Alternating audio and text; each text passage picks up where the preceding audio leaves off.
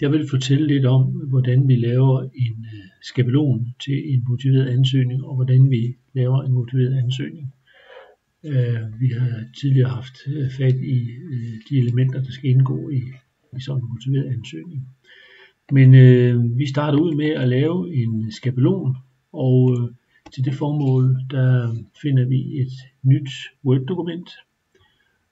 Så indsætter vi i det Word-dokument en tabel, og i den her sammenhæng, der er det en tabel med en kolonne. Vi udvider den lige en anelse til begge sider, sådan.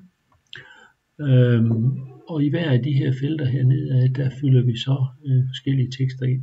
Normalt vil man skrive teksten, men jeg gør det, at jeg henter den over fra en allerede eksisterende skabelon, bare for at vise, hvordan vi laver det.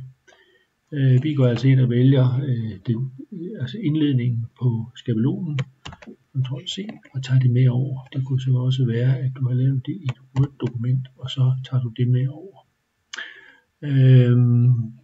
Vi kører videre. Det var så starten. Vi går over og vælger, og det vi har fat i her, de markerede tekster, det er overskrifter på de job eller jobtyper, vi har søgt. Nu skal vi lige have fat i det her. Ctrl+V, så sætter vi det ind. Og her kan vi jo hen ad vejen skrive lige så mange job på, som vi har lyst til. Det kunne være, at det var et job som salgschef, eller hvad nu overskriften var. Men hen ad vejen bygger vi på her. Jeg skal vise senere, hvordan man så bruger selve skemaet. Vi kører videre, og nu skal vi jo så have en eller anden form for indledning. Og der er noget rød tekst og noget sort tekst, som I kan se. De røde tekster, det er overskrifter. De bliver sorteret fra, når vi laver vores endelige motiverede ansøgning.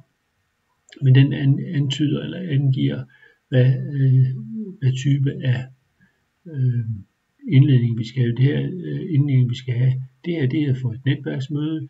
Det er måske for en uopfordret ansøgning, og så kommer der en tekst hernede for et eller andet specifikt job.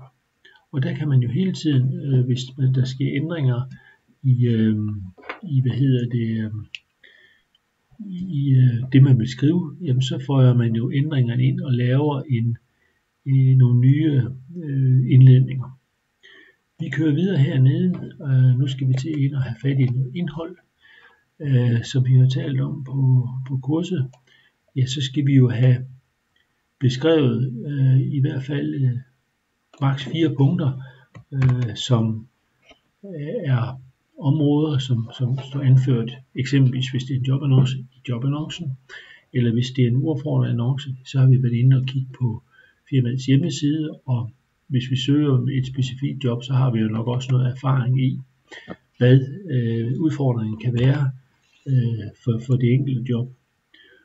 Der kan vi så vælge 4 af dem ud og tage med over i vores motiverede ansøgning. Vi skal videre, vi skal så til ind og have lavet noget afslutning. Nu er her vist en afslutning med et netværksmøde. Ctrl+C, tager vi også med over. Og det sætter ind her. Og endelig så skal vi ind og have valgt en afslutning med venlig hilsen. Det flytter vi også med over. Sådan. Ctrl+V. Så skal vi lige det der rykke en anelse. Det var der og der. Sådan. Nu har vi det vi kunne kalde en bruttoskabelon til at udarbejde motiverede ansøgninger.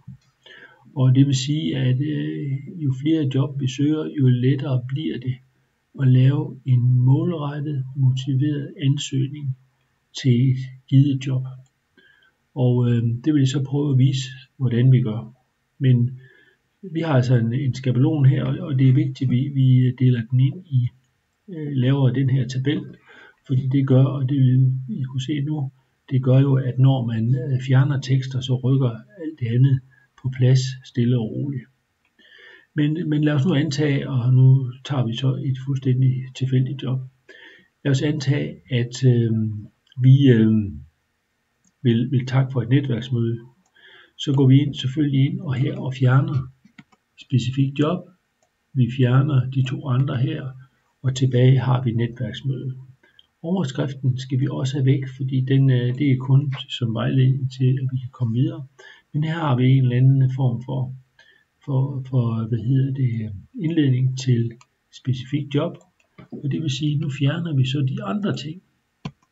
Det som ikke er relevant, det fjerner vi så. Skal lige huske, der skal være lidt space. Så går vi ind her og vælger, hvad for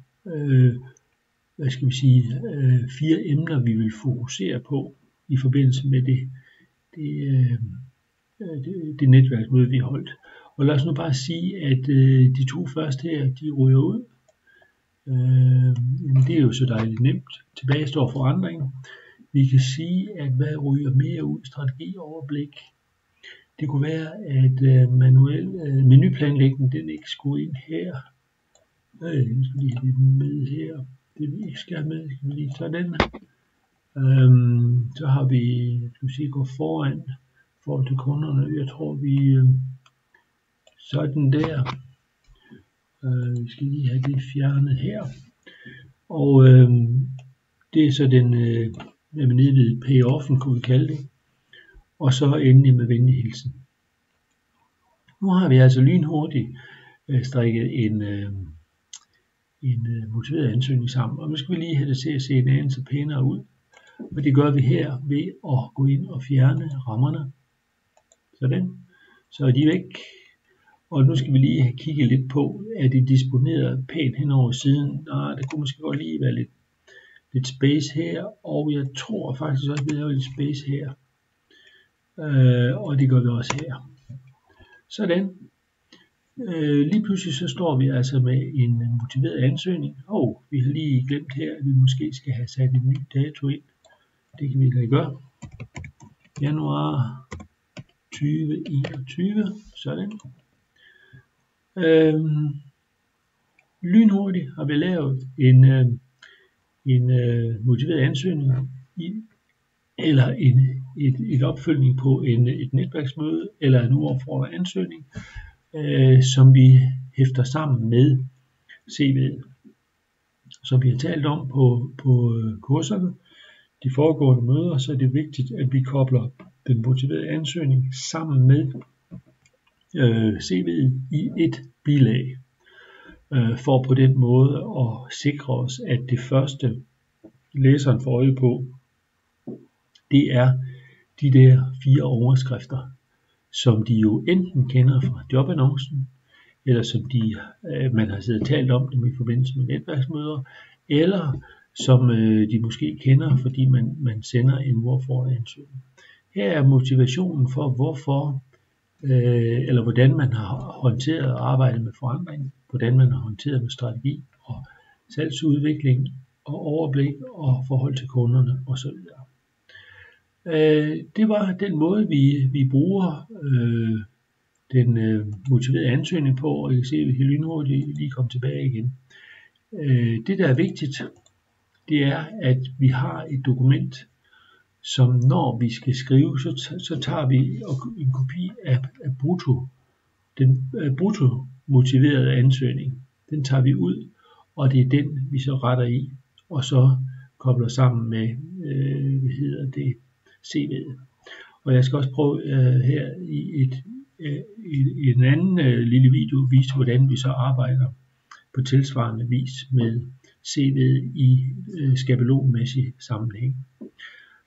Håber, at det giver en fornemmelse og et indblik i, hvordan man arbejder med det, og at man her kan se, hvor hurtigt man rent faktisk kan komme i gang og kan lave noget meget, meget målrettet, en meget, meget målrettet motiveret ansøgning. Ha' en rigtig god dag. Hej.